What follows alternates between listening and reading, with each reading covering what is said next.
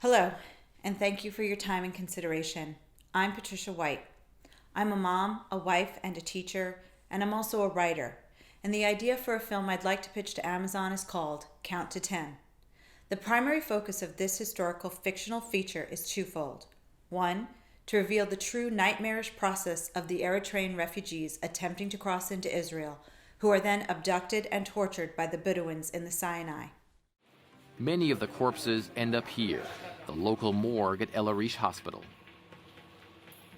The refrigeration units broke down years ago, and the place is filled with decaying bodies of refugees, mostly from Eritrea, Ethiopia, and Sudan. We have to wear these masks in here because otherwise the stench would be absolutely unbearable. Even with them, we can only stay here a couple of minutes at a time because it just smelled so bad. Several bodies are in here right now, and they keep finding new ones in the desert. A lot of them have gunshot wounds, and some of them, they say, even have some of the vital organs removed. And two, to show the parallel story plot of freelance journalist Maggie Constance, who uncovers this story and becomes a crusader for human rights and dignity. This is not a documentary, this is an historical fiction drama. Naturally, there's no video to depict my beautiful warrior Maggie, but I can imagine Mira Sorvino, who is the actual Goodwill Ambassador to UNODC, playing the role. So where is Eritrea, and why do people from that country risk everything to leave? Eritrea is arguably the most isolated country in Africa. Bordered by Sudan in the west, Ethiopia in the south, and Djibouti in the southeast, the nation has a 1,200-kilometer Red Sea coastline across from Yemen in Saudi Arabia. The Italians were the first to make their mark on Eritrea, investing heavily in its infrastructure, and dubbed Eritrea Impero Italiano. The Italians were defeated in World War II, and the British took it over, colonizing the country once again for approximately 10 years. After the British left, Eritrea became subject to Emperor Haile Selassie of Ethiopia, who used the UN to ratify the act of creating a federation, thus annexing Eritrea to Ethiopia. A great day for Emperor Haile Selassie of Ethiopia, for the Empress, their family, and for all their people. For the occasion, ratified the act of federation of Eritrea with Ethiopia.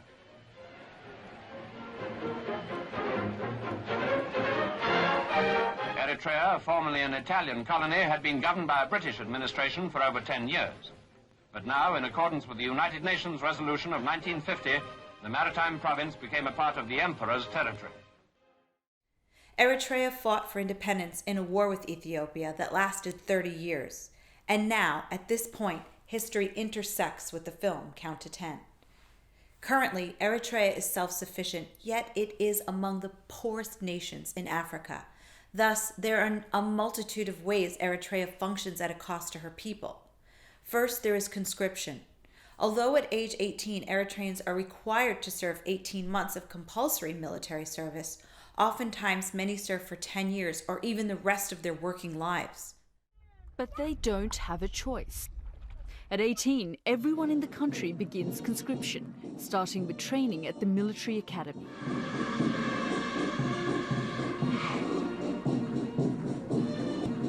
This is graduation day, and these people will soon begin national service. They will be assigned military or civilian jobs, which could mean becoming a waiter, a teacher, or even a doctor. They could be working for years on end for little or no pay. National service should last 18 months, but human rights organizations say it could last a person's whole working life. As part of my national service, I was working in fields belonging to military officers and working for their personal profit, not for the good of the country. I did national service from 1997 to 2007. So it took for 10 years? Yeah. But it's supposed to be for 18 months? No. If it was 18 months, why would so many people leave the country, or drown in the sea, or die in the Sahara trying to get out? Second, some critics of the regime are arrested, beaten, and detained in either shipping crates or underground for years without trial. This country is not even a quarter of a century old, and these tanks are a reminder of 30 years of battle and the struggle for independence from Ethiopia. But it's not just old tanks and jeeps we see. Human rights organizations say it's in prisons made from shipping containers like these the critics of the regime are still held without charge or trial and sometimes tortured. This former soldier told us that's what happened to him. Though he's now safely out of the country, he still has family in Eritrea and believes they'd be in danger if he spoke openly.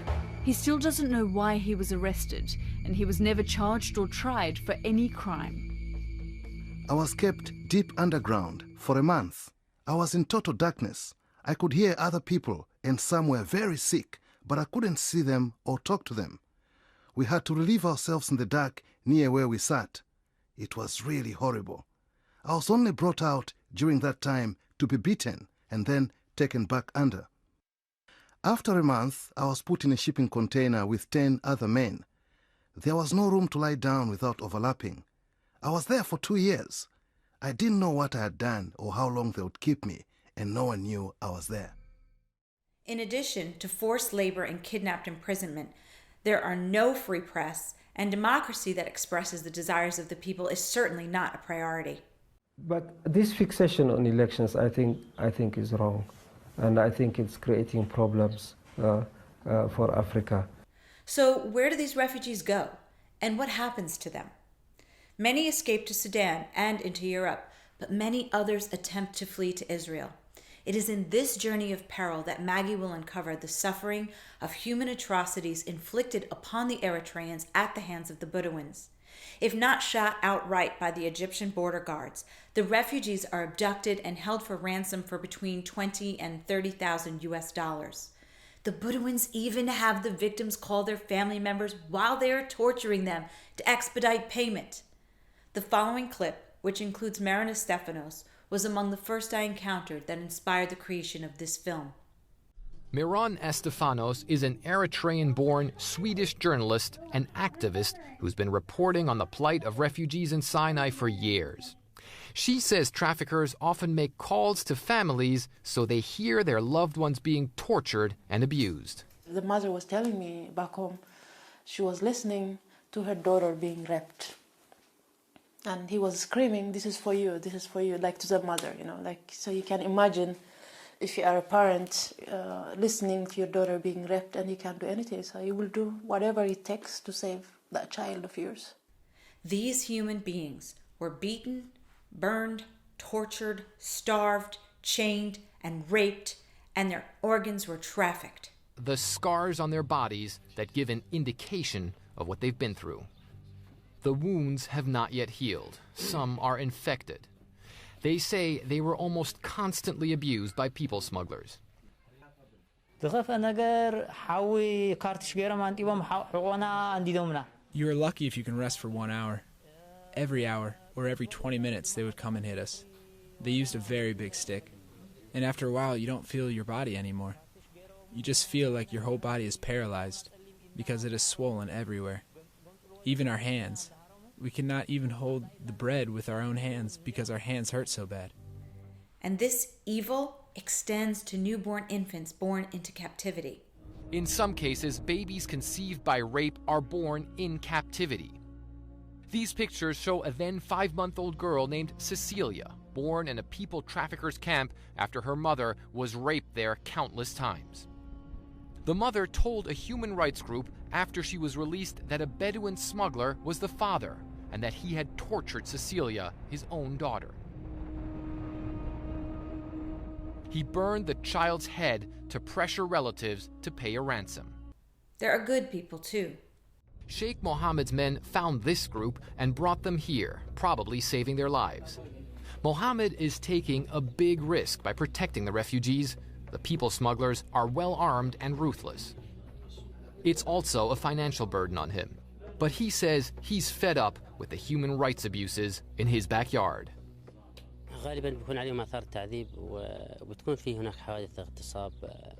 There are usually signs of torture and rape. They arrive to me in bad condition, dressed in rags and starved. These are all methods of oppression to exploit them for money. I get them doctors to try and help. The burden is heavy on me, but is a responsibility called upon us by Islam, which makes it less of a burden. That is why I spend from my money to harbor them and bring happiness to their hearts at any cost. Hamdi Al-Azazi says the scale of this human bondage and stories like Mahari Takle Abraham's are frequent and tragic. Al-Azazi regularly visits the Egyptian deportation jails, like this women's detention center. He gives the inmates food, cigarettes, and cell phones.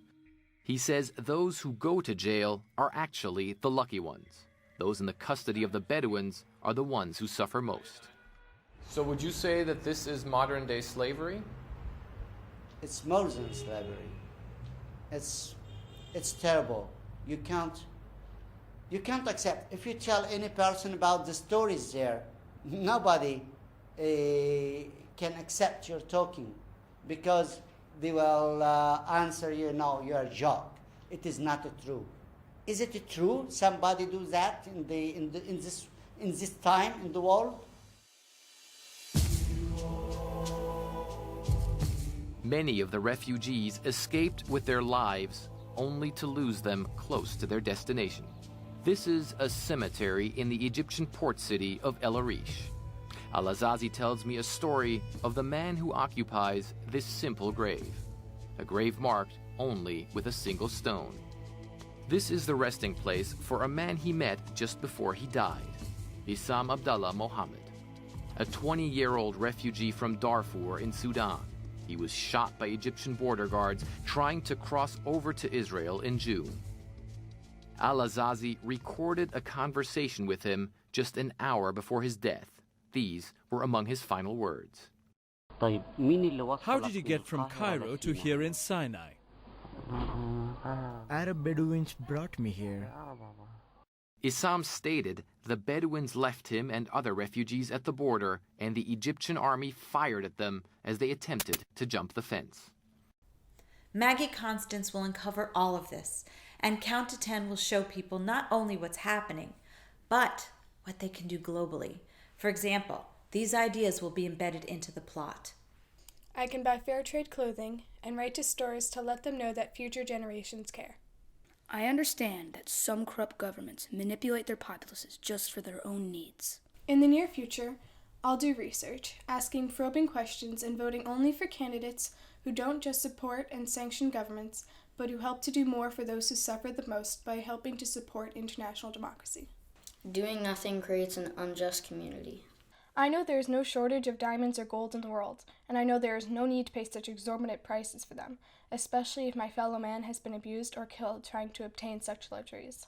We will not make the rich richer at the cost of the poorest people.